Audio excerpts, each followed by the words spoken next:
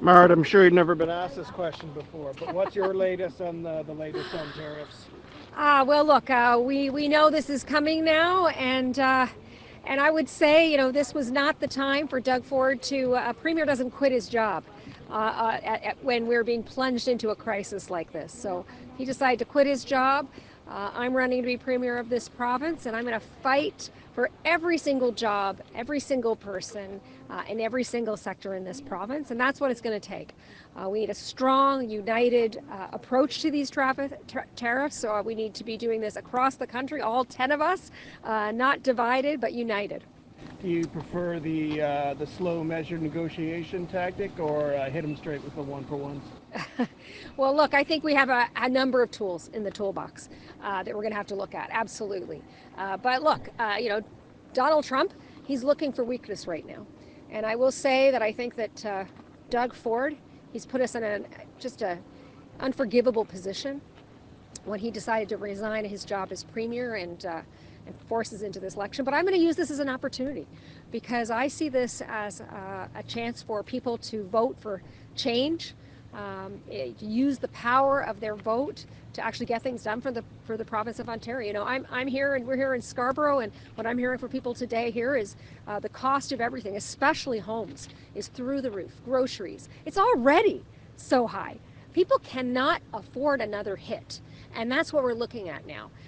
The cost of everything continuing to rise. Doug Ford, he's not going to deliver solutions for the people of Ontario. He can't even find you a family doctor. He's not going to be able to fight this. And I think, he's good at the stunts and the gimmicks, but Ontarians have seen that he doesn't, not only does he not deliver for us, but he makes bad deals for Ontario. Right, Doug said, sorry. The last question for me, stunts and gimmicks you mentioned. Two of your opponents have rolled out hats with slogans on them. Can we expect the same from you? Nope, no hats for me. Look, I'm focused on trying to do better for the people of Ontario. I want to fight for a better future for this province. I want to be a premier for the people here, and I want to form a government that's going to be on your side. I think people are tired of Doug Ford and his insider deals. Everything he does seems to always benefit, his friends. And we know that he's called this election just to benefit him, just because he wants to keep his job at the expense of everybody else. I'm going to be a premier for the people, and I'm going to fight really hard every day to make sure that people are protected, that they're cared for. We've got to build homes. We've got to hire doctors. We have to fix our schools, and we have to make life more affordable for people. We are in a very vulnerable position right now because of Doug Ford, and after 7 long years of this, it's time for a change. All right, Doug Ford has just took an endorsement from Unifor in Brampton. Can the NDP still call itself the party of the working people? Oh my goodness. Well, you know what? Look, everywhere I go, we have thousands of union members, working people. We are the party of working people, and we always will be.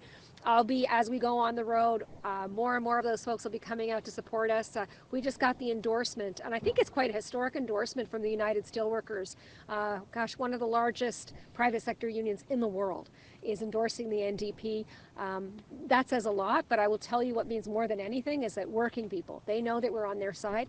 Doug Ford, he's never going to show up on a picket line when it matters. Doug Ford, he's always in there with the he's in there with the bosses and the big guys. He doesn't care about working people, and I think people know that. I think people are seeing through Doug Ford and his gimmicks, and they know that this election he's going to try to con them into another 4 years. I don't think people are going to let him get away with that this time. So why does he keep getting endorsed by unions? Well, I haven't seen many, but look, I'll tell you this: it's the people and the unions that have been backing us from day one, and I know they're going to continue to be there with us. But we're in it for everybody, right? We're in it for the working people, but we're in it for everybody. Regular people who have, after 7 long years of Doug Ford, they are struggling right now, and most people really know that. We see it every day. We're seeing it here in Scarborough. I was just talking to some folks in a grocery store who were saying, the cost of everything is already so high. How are we supposed to accept another hit? This is the Ontario that Doug Ford is leaving us in. This is the situation he has created.